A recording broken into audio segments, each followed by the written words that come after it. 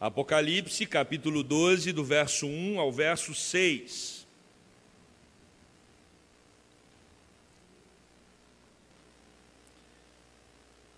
Acompanhe comigo, por favor, a leitura do texto. Apocalipse 12, do verso 1 ao verso 6, diz assim a palavra do nosso Deus. Viu-se grande sinal no céu, a saber, uma mulher vestida do sol, com a lua debaixo dos pés e uma coroa de 12 estrelas na cabeça, que, achando-se grávida, gritava com as dores de parto, sofrendo tormentos para dar à luz. Viu-se também outro sinal no céu, e eis um dragão grande vermelho, com 7 cabeças, 10 chifres, e nas cabeças 7 diademas. A sua cauda arrastava a terça parte das estrelas do céu, as quais lançou para a terra. E o dragão se deteve em frente da mulher que estava para dar à luz, a fim de lhe devorar o filho quando nascesse. Nasceu-lhe, pois, um filho varão, que há de reger todas as nações com cetro de ferro. E o seu filho foi arrebatado para Deus até ao seu trono. A mulher, porém, fugiu para o deserto, onde lhe havia Deus preparado lugar para que nele a sustentem durante 1260 dias. Meus queridos, nós muitas vezes tentamos ao máximo evitar batalhas, guerras, discussões, conflitos, tensões. É natural nós evitarmos esses momentos. Por outro lado, a Bíblia também é um livro que traz para nós a realidade dos confrontos. E esse confronto é muito claro aqui no livro de Apocalipse, e o capítulo 12 começa a tratar exatamente sobre isso.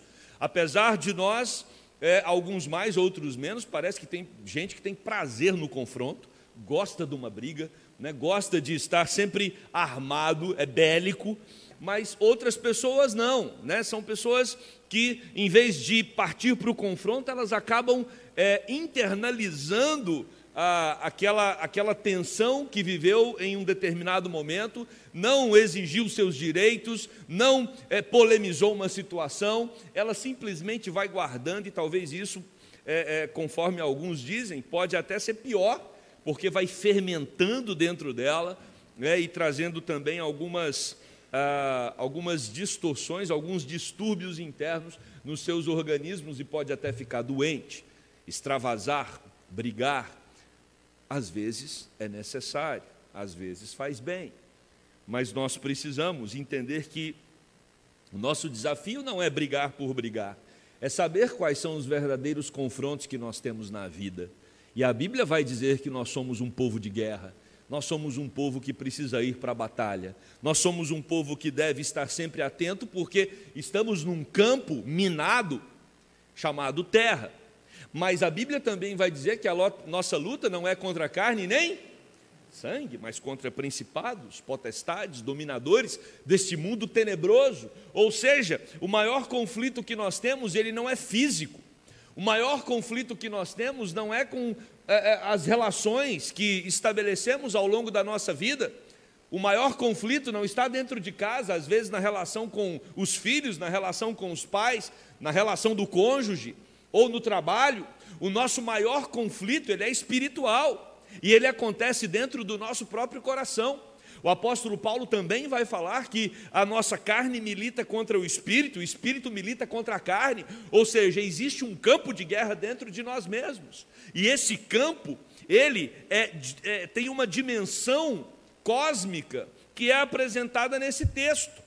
Nós entendemos aqui, a partir do capítulo 12, que não há uma estreita conexão entre o capítulo 12 e o capítulo 11, que encerramos hoje de manhã.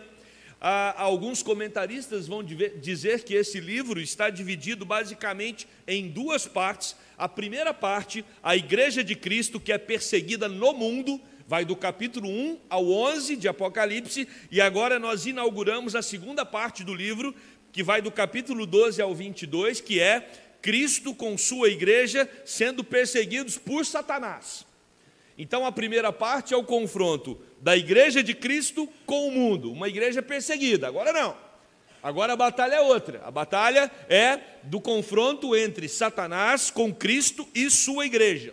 E nós entendemos claramente aqui que Satanás ele está atento a igreja do Senhor Jesus Cristo, e ele tem uma legião de demônios que está a todo tempo voltado para impedir o crescimento e a saúde da igreja do Senhor Jesus Cristo.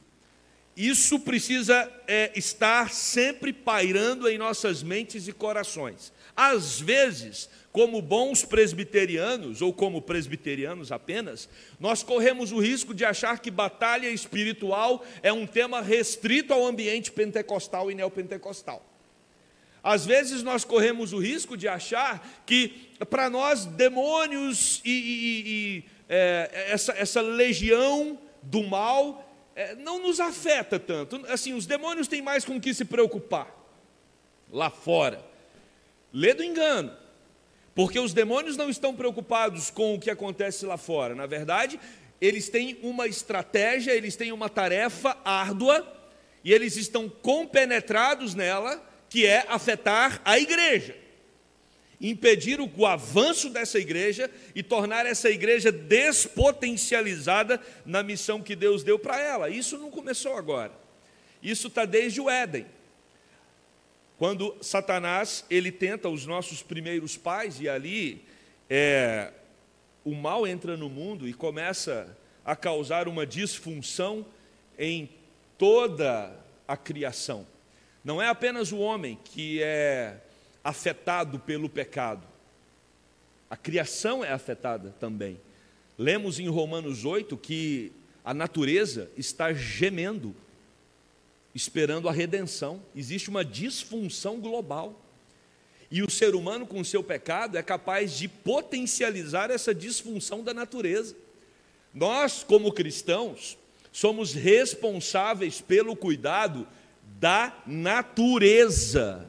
Nós precisamos cuidar das plantas, das matas e de tudo que Deus criou, mais do que qualquer outra sociedade, qualquer outra ONG, organização não governamental.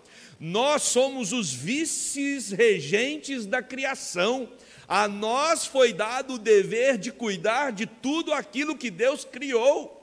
Nós devemos preservar os animais, nós devemos cuidar do planeta, porque foi uma ordem de Deus a nós. Agora, percebemos que o pecado, ele atrapalhou não só a criação, mas especialmente ao ser humano. E aqui o texto vai dizer que nós vivemos inseridos num confronto, numa batalha. Nós estamos a todo momento sendo tentados pelo inimigo para desviarmos do foco, para deixarmos Cristo de lado. Podemos ser uma igreja com muitas coisas boas, podemos ser uma igreja com recursos interessantes, podemos ser uma igreja que atrai multidões, mas se Cristo não é o centro dessa igreja, irmãos, eu afirmo com muita tranquilidade que tem um plano demoníaco por detrás. Qualquer igreja que, mesmo que na sua confissão de fé, ela professe Jesus, mas no seu culto, na sua liturgia, nas suas atividades, Cristo não é o centro, isso pode ser sim um plano do inimigo para fazer com que essa igreja se torne um lugar para entreter multidões, mas não para exaltar o Cordeiro de Deus. Por isso precisamos estar muito atentos. Eu e você precisamos estar vigilantes aqui na igreja da Gávea, porque Jesus é o Senhor desta igreja, e nós precisamos cuidar uns dos outros para que Cristo continue sendo o Senhor dessa igreja, porque o dia que Ele deixar de ser, essa igreja pode virar qualquer outra coisa, mas ela não será mais uma luz no mundo, ela não terá mais efeito, e esse é o plano do diabo, não é tirar você da igreja, é tornar você um crente medíocre, é tornar você um crente despotencializado, é tornar você um crente que começa a abraçar as coisas do mundo e naturalizar tudo aquilo que vai contra Deus. E esse texto, ele vai falar exatamente sobre esse ataque de Satanás contra a igreja. Lembrando os irmãos que Apocalipse vai nos ensinar que Satanás não está solto, Satanás está preso, ele está no abismo. Só que mesmo Satanás preso, ele tem os demônios a seu serviço, né? Isso é uma coisa que no Brasil a gente entende muito. Prende-se o chefe, mas ele continua comandando de dentro da cadeia. O sistema maléfico não para. E é exatamente essa ideia de Apocalipse. Agora, esse texto aqui vai nos ensinar que João vê no céu um sinal extraordinário, uma coisa magnífica. E o que ele vê? Ele vê uma mulher vestida de sol, com a lua debaixo dos seus pés e uma coroa de 12 estrelas sobre a cabeça. Eu fico imaginando uma criança de 9 anos tentando interpretar esse texto. Mas eu fico também pensando a gente adulto tentando interpretar esse texto. Esse texto tem muitas figuras de linguagem, né? Não dá para a gente entendê-lo na primeira leitura. Mas quando nós observamos o contexto das Escrituras, precisamos então pensar os textos do Antigo Testamento que vão nos ajudar a entender do que esse texto está falando. Quando fala da mulher, essa mulher simboliza a antiga e a nova dispensação. Por que simboliza a antiga e a nova dispensação, o Antigo Testamento e o Novo Testamento? Porque lá em Gênesis Deus havia prometido que a mulher iria fazer o quê? Dar à luz ao descendente, e o descendente iria esmagar a cabeça mas a serpente ia morder o calcanhar do descendente. Agora nós voltamos aqui em Apocalipse à figura da mulher. Essa mulher que representa a igreja. Igreja também que é chamada de noiva, a noiva de Cristo. Esta mulher, ela está vestida de sol. Qual é a ideia dessa vestimenta solar feminina?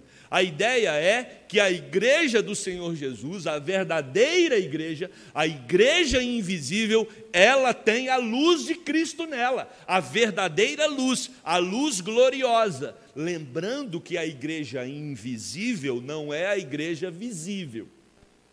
A igreja invisível é formada por aqueles que são verdadeiramente salvos em Cristo Jesus.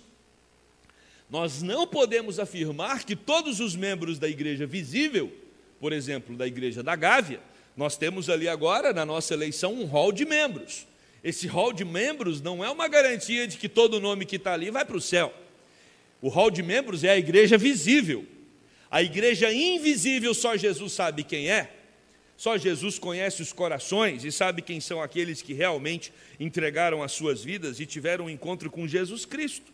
Mas essa igreja invisível, ela é uma igreja gloriosa, é uma igreja que tem a glória de Cristo, a luz de Cristo sobre ela. E o texto vai dizer que ela tem uma coroa. A coroa, meus queridos, simbolizava realeza e também uma vitória, vitória completa. Essa vitória foi recebida por Cristo. Cristo é quem coloca essa coroa na igreja. É Cristo quem dá a vida, quem dá a vitória a todos aqueles que o seguem. E o texto vai dizer que haviam também 12 estrelas. Esse número 12 é um número fácil de ser interpretado, porque ele se refere ou às 12 tribos do Antigo Testamento, ou ele se refere aos 12 apóstolos. Então, nós temos aqui elementos que deixam muito claro que está tratando da igreja, está tratando do povo de Deus, no Antigo e no Novo Testamento.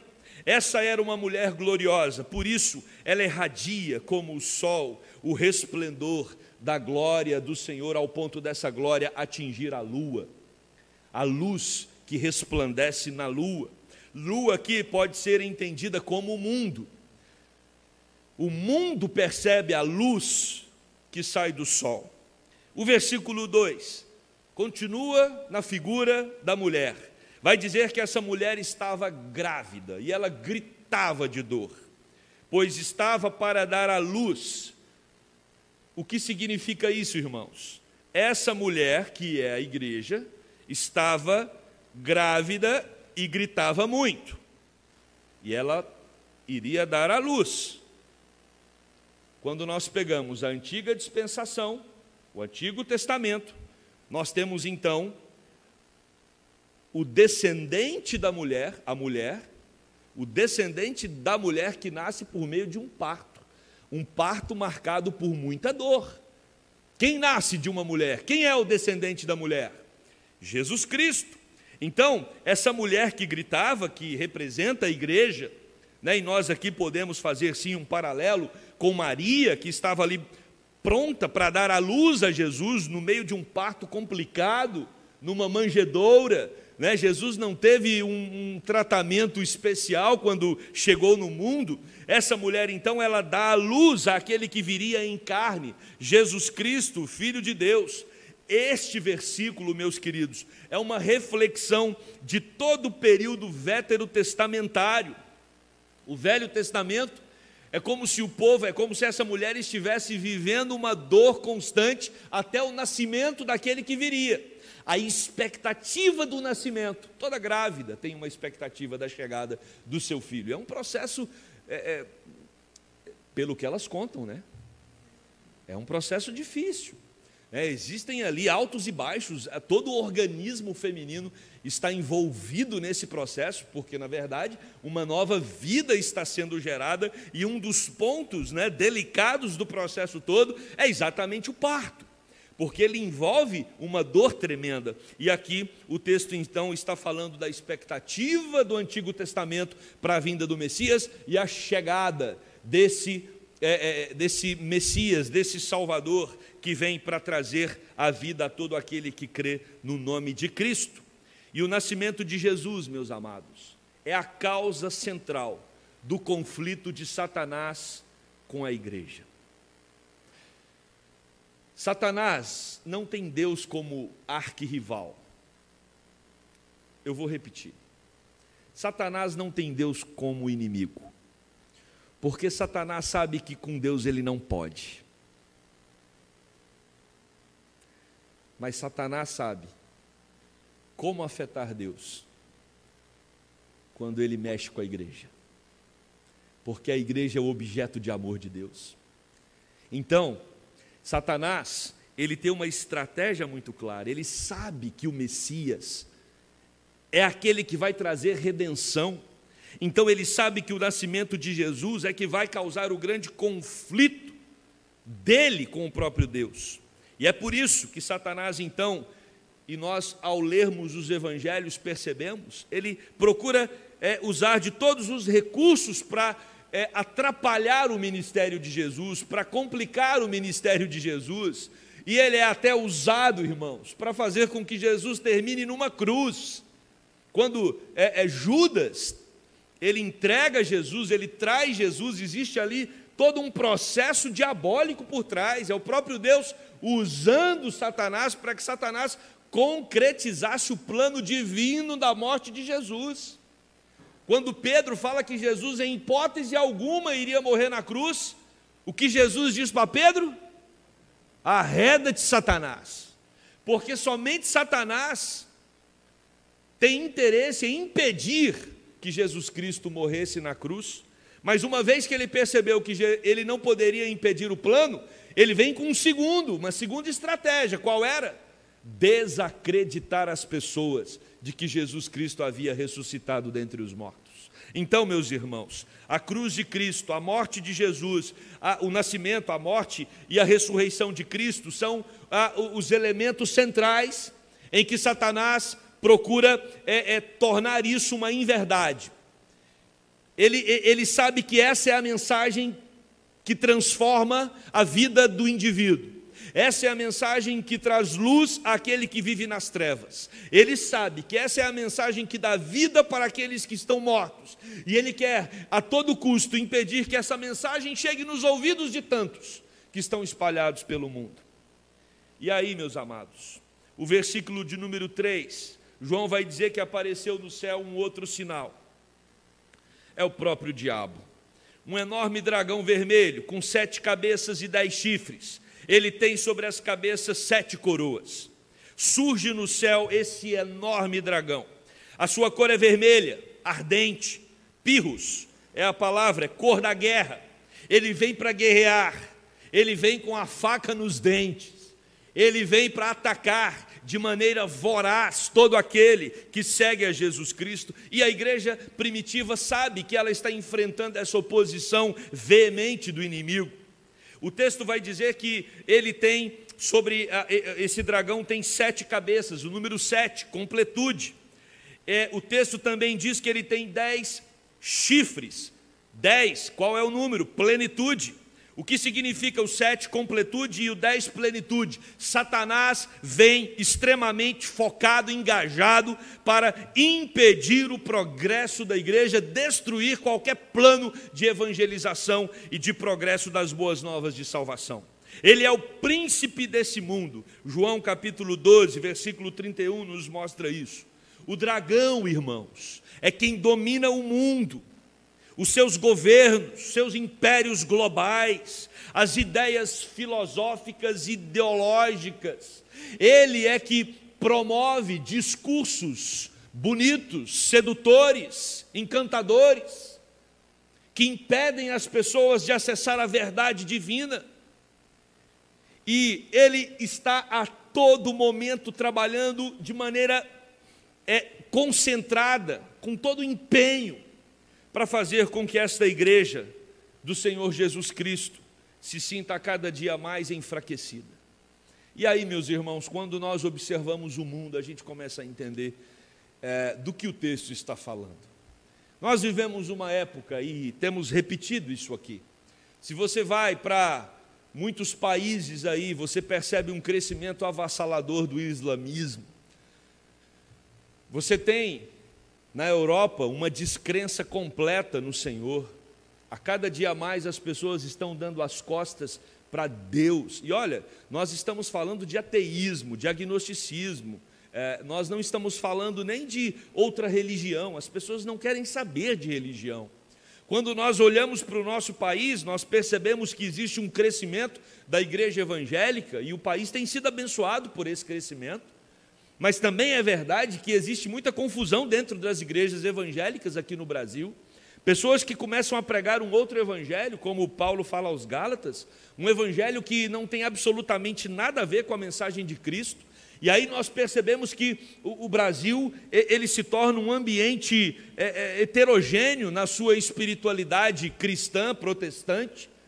Às vezes nós temos que nos voltar para dentro das nossas instituições para reavaliarmos o caminho que estamos tomando. E tudo isso impede o progresso da igreja. Jovens, a cada dia mais, se sentem menos empolgados em se tornarem missionários, em abrir mão do seu conforto, das suas vidas, para ir a campos longínquos, falar do amor de Deus. A cada vez mais nós percebemos que a igreja está se encolhendo no mundo. E você acha que não tem um plano diabólico por detrás disso? É óbvio que tem. É óbvio que tem. As igrejas estão fechando em países que uma vez foram celeiros na proclamação do Evangelho. O dragão domina o mundo e toda a sua liderança. As cabeças que são retratadas aqui no versículo 3 dizem respeito exatamente aos líderes dos reinos. E o número 7 mostra esse controle completo, ou seja, é Satanás quem governa os governantes. Só não podemos esquecer que Deus é o soberano acima de Satanás e dos governantes. O diabo não está solto, ele não faz o que ele quer. Deus minimiza o potencial destruidor de Satanás pela sua graça. Essa figura que nós estamos tratando aqui também aparece em Daniel capítulo 7, verso 7 e verso 24, onde descreve a besta que apavora a humanidade e personifica 10 reis naquele tempo. E aí nós temos a descrição de como Satanás trabalha.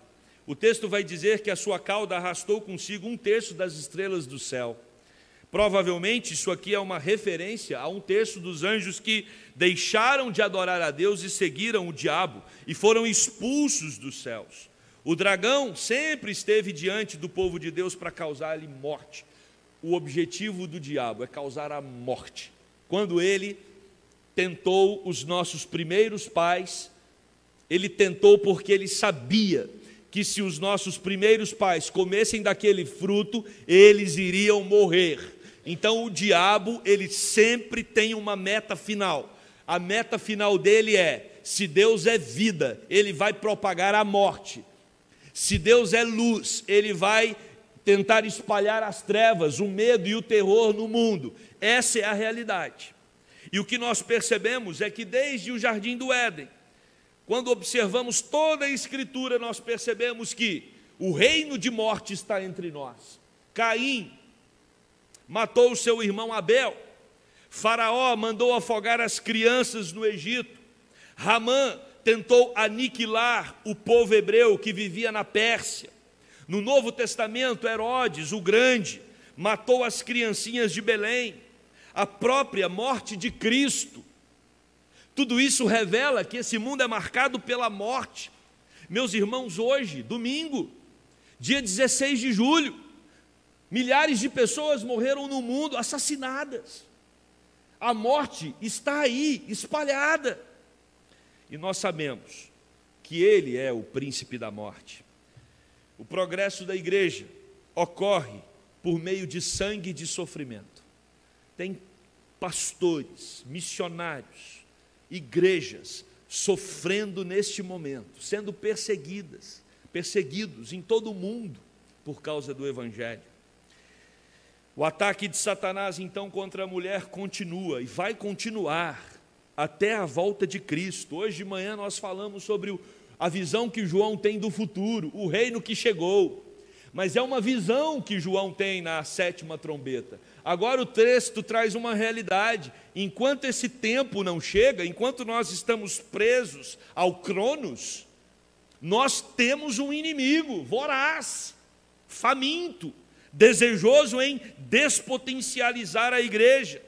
E aí, meus queridos, não podemos esquecer que o nosso Deus é um Deus de vitória e que Satanás não tem poder para nos derrotar.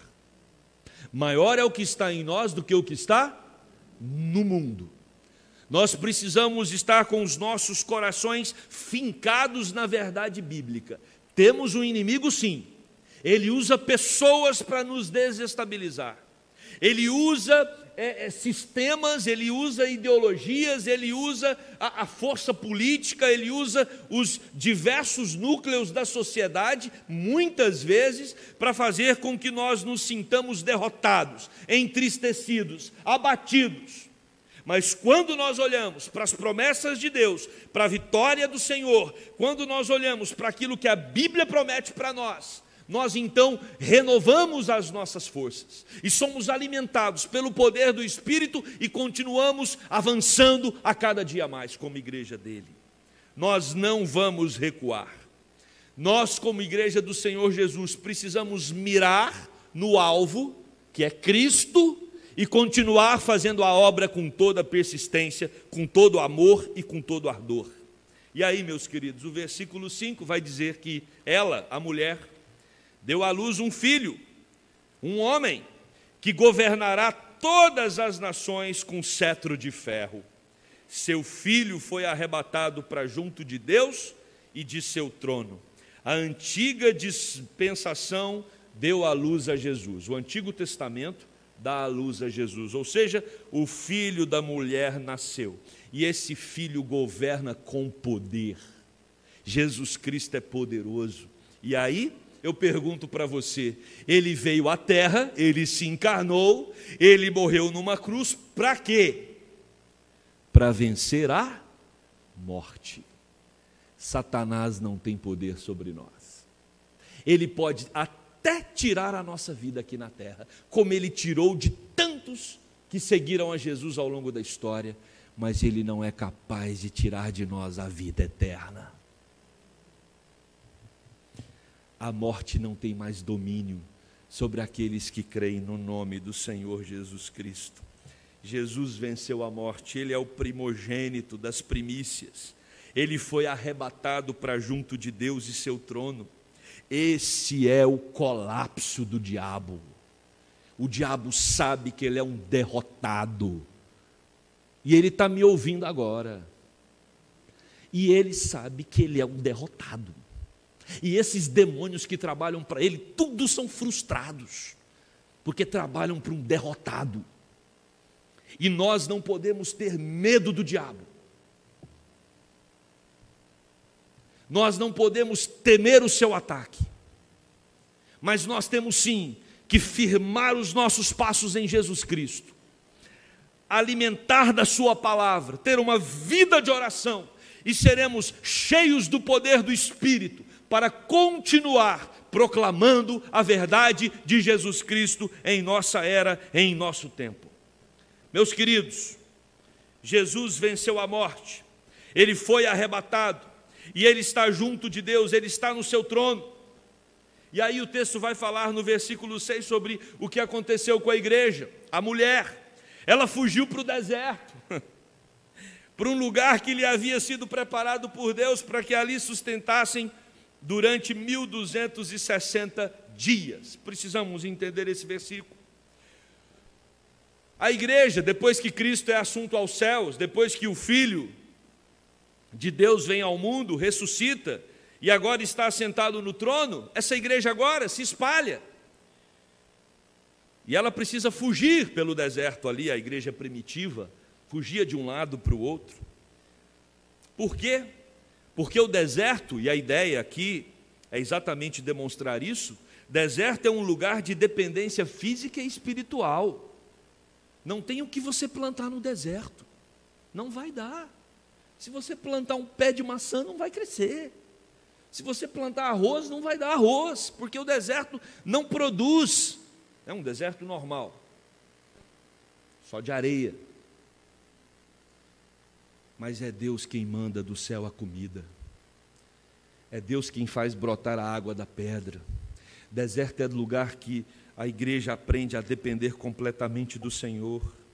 Mas o deserto também é um lugar temporário. É um lugar onde Deus treina o seu povo. Meus irmãos, nós não viveremos para sempre nesse deserto. O mundo é esse deserto. Vivemos numa terra árida.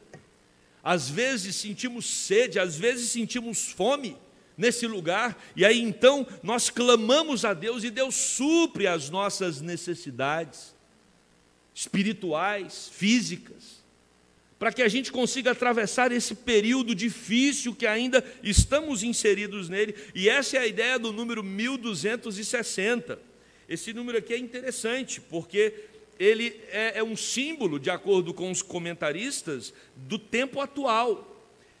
No capítulo 12, aqui mesmo, mais adiante, no verso 14, que trabalharemos na próxima semana, o texto vai falar de tempo, tempos e metade de um tempo.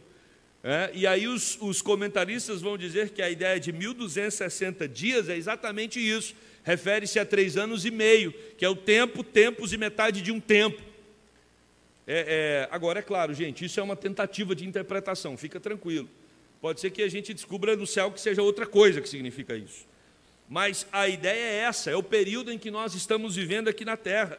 E nesse período, a besta, Satanás, o diabo, ele blasfema contra Deus e contra tudo aquilo ou aquele que pertence a Deus. Relaxe com a hostilidade do mundo para com a igreja, para com os filhos de Deus. Tranquilize o seu coração. A tendência não é melhorar. Não foi fácil para as gerações anteriores e não tem por que ser fácil para a nossa geração. Nunca foi fácil para a igreja. Não é agora que vai ser. Não é agora que vai ser. Estamos num período em que a igreja precisa continuar pregando as boas novas do reino. Mas pregar as boas novas do reino significa comprar uma guerra. Não se engane. Cada igreja que a Gávea se propõe a plantar é uma briga que ela compra. Iniciamos agora uma parceria com o sertão. Eu e você sabemos que o povo do sertão é um povo oprimido. É um povo que passa fome, é um povo que passa às vezes sede, é um povo que é usado pelos governantes do nosso país. E a igreja da Gávea, o conselho da igreja, decidiu apoiar a missão que está lá, para plantar igrejas. Já começamos a mandar verba para eles. Compramos uma briga. Nós vamos ter a nossa festa da colheita, dia 26. Vamos poder conversar com os nossos plantadores. Eles estão num campo de batalha. Não vamos ser românticos. Não vamos acreditar que é simplesmente um projeto como expansão de uma empresa. Não é. Plantação de igreja é batalha espiritual. É guerra. É guerra. Envolve a saúde física, espiritual, emocional de obreiros, muitos com burnout, muitos deprimidos, muitos com ansiedade, muitos que estão com seu corpo padecendo pelos ataques do inimigo, mas eles não deixam de avançar. Igreja da Gávea não pode recuar. Nós vamos continuar comprando briga com o diabo, porque foi para isso que nós fomos chamados. Nós não vamos recuar, porque nós temos que cumprir a missão que Jesus deu para nós, mas não vamos ser ingênuos. Isso é uma batalha espiritual. E a Igreja da Gávea tem que absorver isso e trazer isso para a oração diária. Deus, ajude a nossa igreja a ser uma igreja centrada em Cristo. Dê força aos líderes da nossa igreja na missão de pregar o Evangelho. Abençoe os nossos plantadores. Você recebe no boletim a lista de todas as igrejas que estão sendo plantadas. Ore por essas igrejas. Ore pelos líderes que estão à frente dessas igrejas, porque eles são alvos do inimigo. Assim como eu e você. Assim como o conselho da nossa igreja.